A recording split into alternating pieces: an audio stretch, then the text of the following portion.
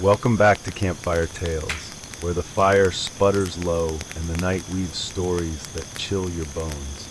I'm your host, drawing you close to the campfire to unravel tales that flicker in the dark. Tonight, we delve into the chilling tale of the cursed lantern, a ghost story that's haunted lonely paths for generations. You've heard its whispers at sleepovers or around fires like this. Why does a light in the dark feel so wrong? Let's face the terror together. Settle in, but don't trust that glow.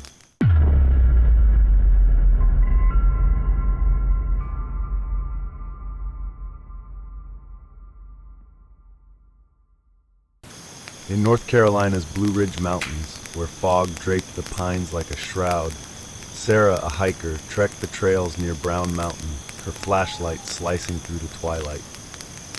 Locals spoke of the Brown Mountain lights, ghostly orbs tied to a murdered woman, her lantern searching for her killer, luring wanderers to their doom. Sarah, a skeptic with a passion for local legends, scoffed at the tales, her curiosity pulling her toward the ridge's mysteries. One autumn evening, as stars vanished behind a creeping mist, she spotted a flickering light, pale, pulsing, hovering low among the trees. The air thickened, heavy with wet stone and a sour decay, like an opened crypt. Her pulse quickened, but she stepped closer, drawn to the orb's eerie glow. The light bobbed ahead, weaving through the pines, its hum low and mournful, like a woman's sob. Sarah's flashlight flickered, its beam swallowed by a ghostly fog that rolled in, thick and cold, curling around her like fingers. "Who's there?" she called, her voice trembling, the hum swelling into a whisper. "Find me." Her skin prickled as the orb flared, revealing a figure, a woman in a tattered dress, her face pale, eyes hollow, clutching a lantern that pulsed with sickly yellow light. "No," Sarah gasped, her heart lurching as she turned and ran, the woman's voice hissing, "You can't escape." The fog tightened, trees twisting into gnarled shapes, the trail vanishing as the lantern's glow chased her, its hum now a keening wail. Sarah's boots pounded the earth, branches snagging her clothes, the fog so dense she could barely see her hands. Her breath came in ragged gasps, the air icing her lungs. The woman's figure flickering closer in the mist, her lantern casting shadows that clawed at the trees. Sarah stumbled into a clearing, heart pounding, thinking she'd lost the spirit, until the glow reappeared, brighter, the woman's hollow eyes locking onto hers, whispering, "Stay with me." Sarah bolted again, the fog swirling, paths dissolving, the lantern's light relentless, driving her deeper into the forest. Each time she paused, gasping, hoping to find the trail, the orb flared nearby, the woman's wail echoing, "You're mine." Panic clawed at her chest, her legs burning, the forest a maze of twisting roots and suffocating mist.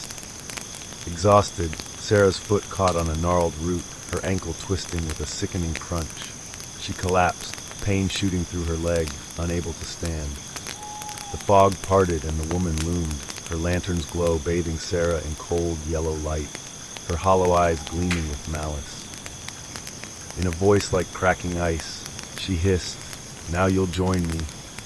Sarah screamed, her voice swallowed by the fog, the woman's lantern flaring until it consumed the night.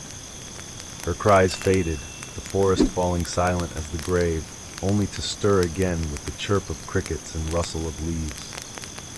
A search party scoured the ridge, finding no trace of Sarah, not even her flashlight, as if the mountain had claimed her. The Brown Mountain lights still flicker, their glow calling wanderers to vanish. That's the chilling tale of the cursed lantern, rooted in Appalachian folklore. Born in tales of the Brown Mountain lights, it haunts North Carolina's ridges, warning of glowing orbs that lead the curious to their doom. In English folklore, a sinister tale burns. The lantern man's lure tells of Edward, a fisherman in Norfolk's fens, trudging through the marshes at twilight. A pale light flickered ahead, pulsing unnaturally, its glow cold yet beckoning, the air thick with damp reeds and rotting fish. Edward, weary but gripped by an urge to follow, stepped closer, his boots sinking into the mire. The the light weaving deeper into the fens. The marshes whispered, reeds hissing like breath, the air chilling as his own lantern dimmed, its flame no match for the eerie glow. Heart pounding, an inescapable urge pushed him forward, moving ever deeper into the marsh. Edward pushed through the fog, catching up to the light, only to face a tall, shadowy figure, its skeletal form clutching a glowing lantern, hollow eyes glinting like wet stones, silent and menacing. Edward gasped, turning to run, but the lantern man followed, its light relentless, driving him deeper into the twisting marshes. The ground grew softer, sucking at his feet, the fog coiling like a noose, the figure's silent pursuit closing in. Each time Edward paused, lungs burning, the light flared closer, the lantern man's hollow gaze fixed, its lantern casting shadows that clawed at the reeds. Panic consumed him, the paths gone, the marshes a maze of sinking pools. His boots sank deeper, the mire swallowing his legs, and as the lantern man loomed, its light blinding, Edward's screams sank into the bog, swallowed by quicksand.